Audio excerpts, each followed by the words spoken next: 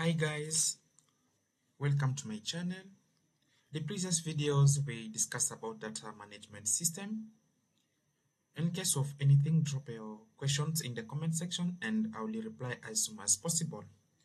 So in this video, I will explain what is data analysis and all the subtopics along with. So let us start anyway.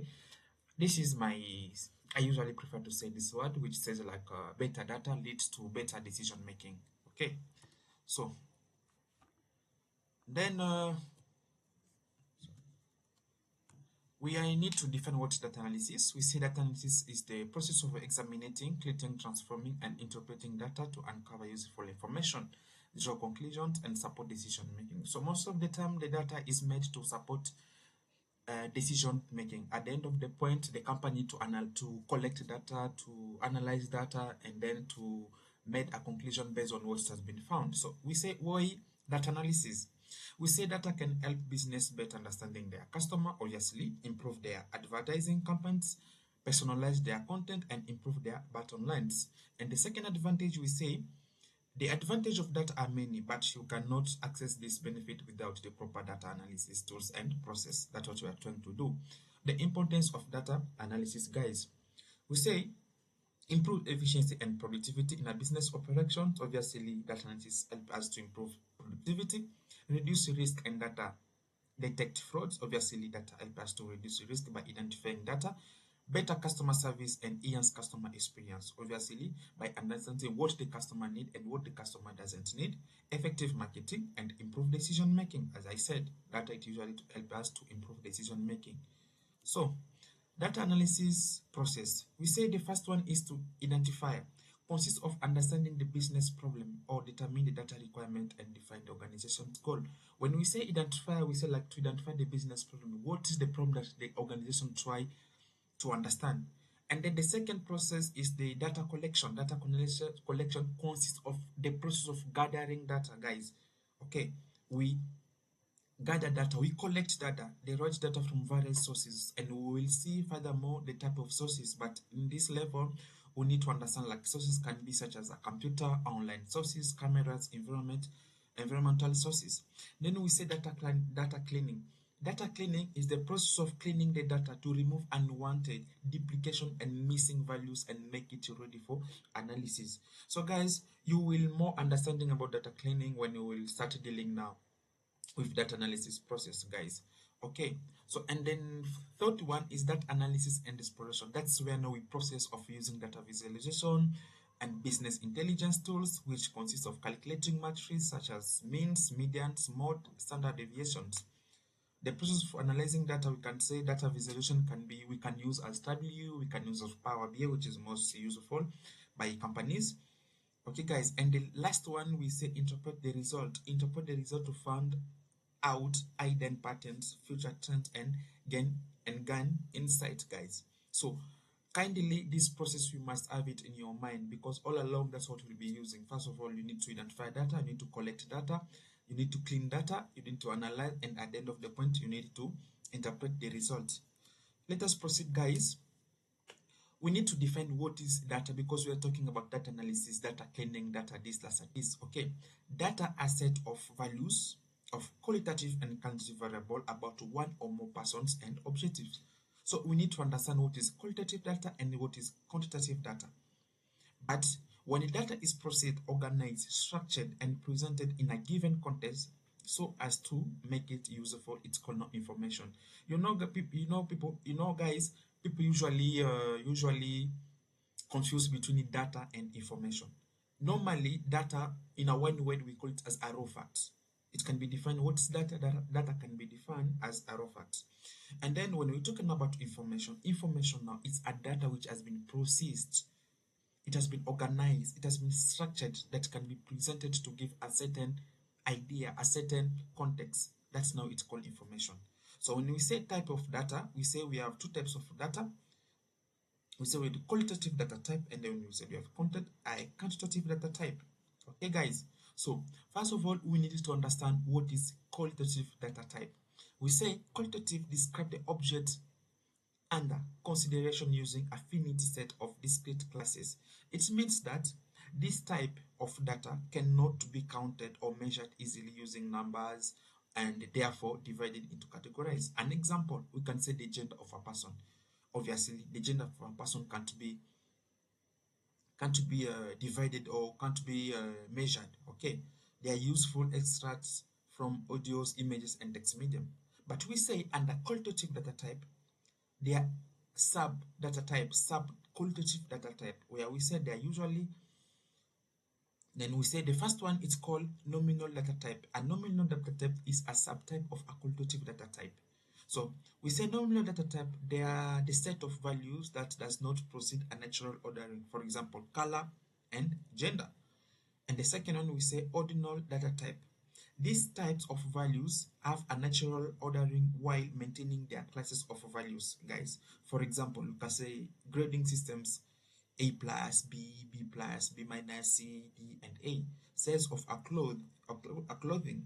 We have small, medium, and large, guys. Okay. So the second type we say we have quantitative data type, guys, and this type try to quantify things, and it does by considering numerical values that it make countable. Okay, for example, you can take the price of a smartphone, discount offered, number of rating on a product. And under quantitative data type, we have two types. The first one is discrete data type, and the second one is continuous data type. And for the example of discrete data type, we say we have cameras, cores in the processors. And example of our continuous data type, we say we have the Android versions and the Android versions of our phone and Wi-Fi frequency, guys. Okay, and then we say why data analytics matters. Data analytics is important because it helps business optimizing their performance. With this, companies can help reduce costs by identifying more efficiency ways of doing business and by storing large amount of data. And we say that analytics is broken down into four basic types. We have discrete analysis, diagnostic analytics, predictive analytics, and prescriptive analytics. As guys, we're gonna understand one by one by describing it. When we say about discrete analytics, we say summarize past data to understand what happened. It describes the characteristics of data. For example, sales reports have a number of views gone up. The second one we say we call it diagnostic analytics. Examine data to determine why something happened by analyzing historically data. Help to understand why something happened in the past. This involves more diverse data inputs. For example, did the weather affect ice cream sales, guys? So these are such sort of questions that we need to ask ourselves to diagnostic data, to analyze it data, guys. And then the third one we say we call it predictive analytics. In this branch of advanced analytics, which is used to make predictions about unknown future events, use historical data and statistical method for forecast future trend. When we say statistical models, that's why we say like standard deviations, medians, means. The goal is to go beyond knowing what has happened to providing a best assessment of what will happen in the future, guys. And the last one, we call it a prescriptive analytics. Prescriptive analytics recommend actions based on data analytic and predictive models. It's related to both descriptive and predictive analytics. This one just means for you to do a prescriptive analytics, you need to describe data and then to predict data, guys. At the end of the point, as I said, we will end up to understand the data sources. A data sources is the context of computer science, and computer application is the location where data is being used come from. Okay, guys. In one word, data sources is the location of where data is being used come from. In a database management system, the primary data sources is the database, which can be located in a disk or in a remote server. And the data sources for a computer programs can be a file, a datasheet for an Excel, or a datasheet, a spreadsheet, and XML file. What are the different sources of data? We categorize into types. We have internal source and external source. So the internal source, this is when data are collected from report and records of organization itself. It's known as the internal source. For example, a company publish its annual report. For example, Safaricom can do that. Naivasha can do that. Amazon also used to do that. And then we have external sources. When data are collected from outside the organization, it's known as the external sources. For example, social media platform like Twitter, known now X, known as X, Facebook, or Instagram. It will be known as an external source. So these are the sources that the company used to collect data from outside organizations. For example, Instagram.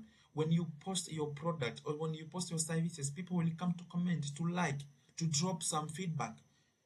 In one word, we say it based on the feedback from the customer, based on the feedback from people who are interested in your product, who are interested in your services, guys. So that's what we are trying to understand by external sources. Okay. And then we say we have classification of data. The first one we said structured data. The second one we said semi-structured data. So guys, I will just say the example. If you need to understand or to take notes, you just pause the video and then you take notes. In case of any question, drop it in the comments. So for structured data, an example is records in the company database. We have name, ID, role, salary. I explained this to my previous videos, as I said in the introduction. If you need to understand what's database and everything related to database, watch my previous videos. You will get everything needed. Any question, drop in the comment. I will reply ASAP. Semi-structured data type is the data which does not conform to a data model but as some structured.